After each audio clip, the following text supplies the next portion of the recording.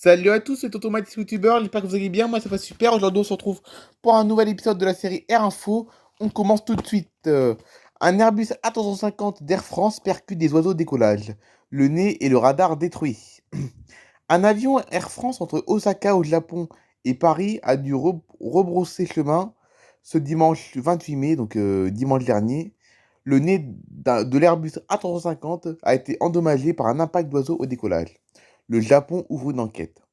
Le vol AF 291 de la compagnie Air France avait décollé de 11h15 de l'aéroport d'Osaka, à l'ouest du Japon, destination Paris. Mais au bout de 35 minutes passées dans les airs, l'Airbus A350 a dû faire demi-tour. En cause, une collision entre l'appareil et les deux oiseaux.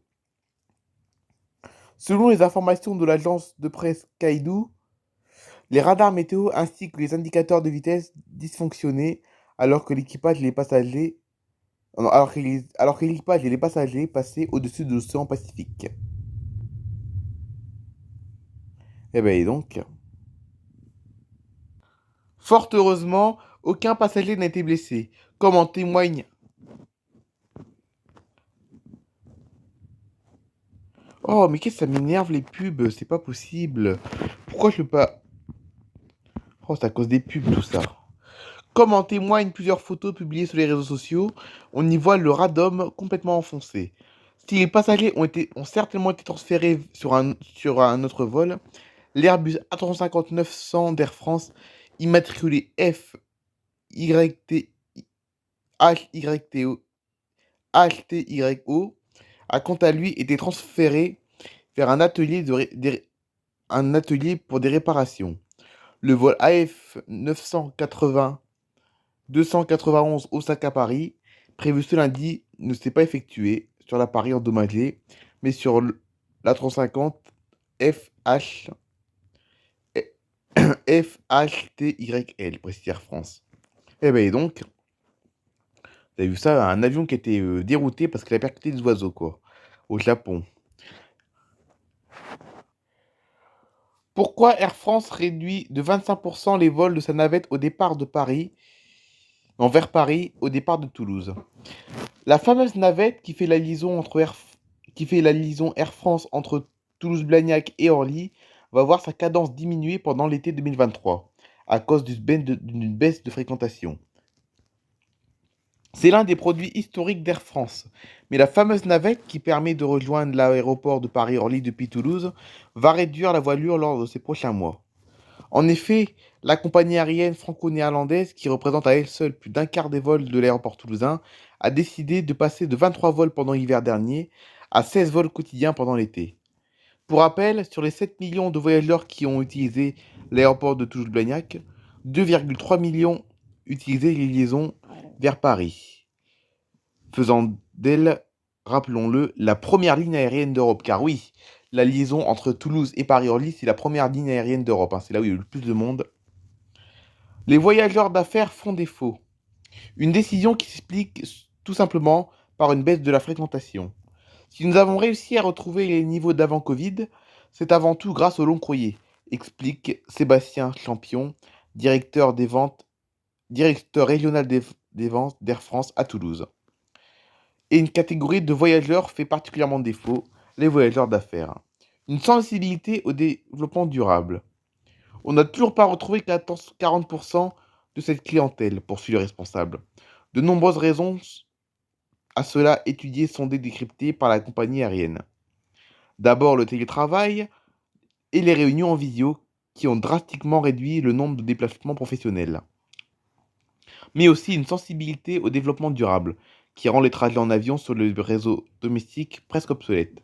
Ce n'est pas le moyen plébiscité, poursuit Sébastien Champion, ajoutant au passage, et je pense que c'est vertueux. Les destinations estivales valorisées. Ajoutez à cela une saison estivale peu propice aux déplacements professionnels et obtenez donc cette diminution de fréquence pour la navette.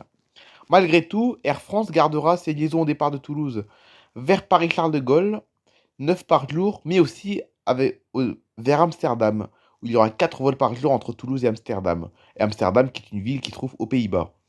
Pour offrir aux toulousain, 2 hubs avec plus de 110 destinations dans le monde.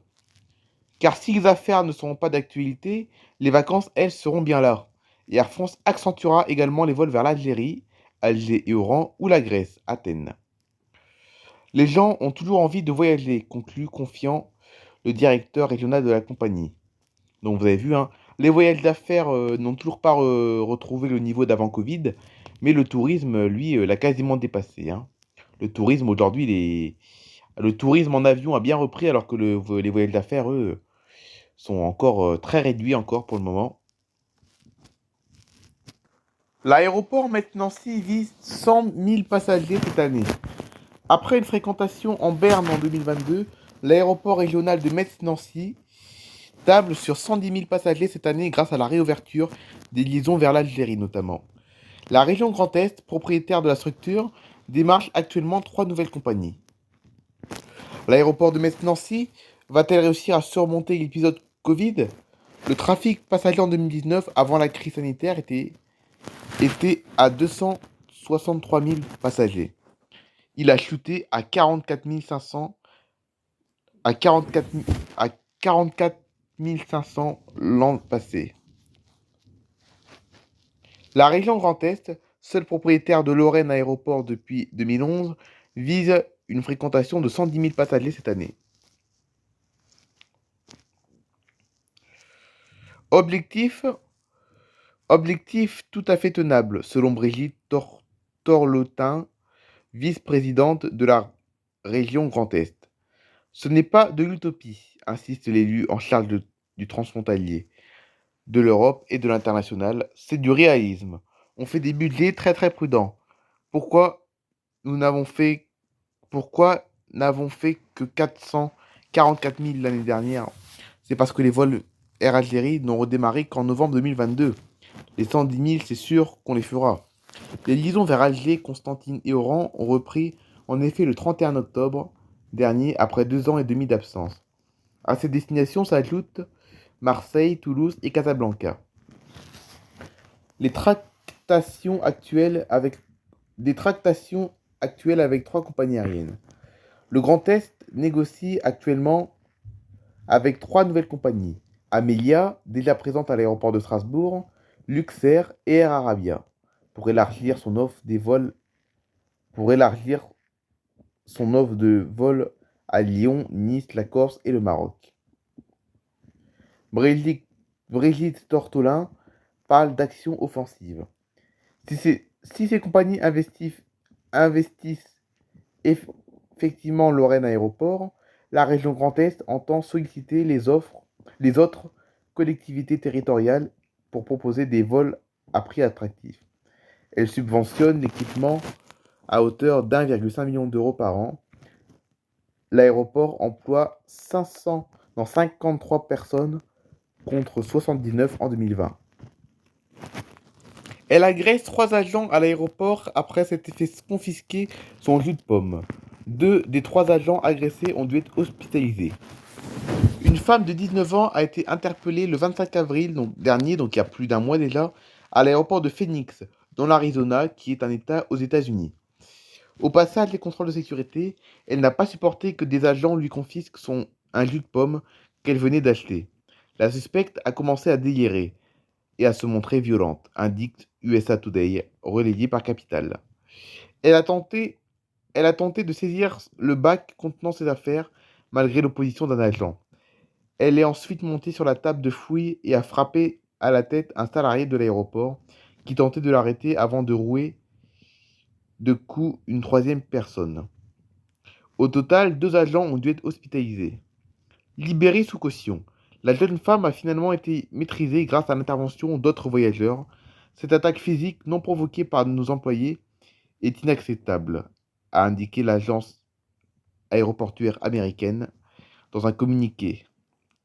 Les actions de cette personne ont entraîné des blessures à 3 de nos agents de la TSA et a incommodé environ 450 voyageurs. Les autres personnes présentes à l'aéroport ont en effet dû être redirigées vers un autre point de contrôle afin de passer la sécurité avant d'accéder à leur vol. La jeune femme, à elle, était mise en examen pour voie de fait aggravé, dommages criminels et conduite désordonnée. Libérée grâce au paiement d'une caution de 4 500 $, elle devait être jugée ce lundi. Voilà, c'est déjà la fin de cet épisode d'Info. J'espère que ça vous aura plu. On se retrouve demain pour un épisode de La vie de Mathis. Allez, bye bye tout le monde.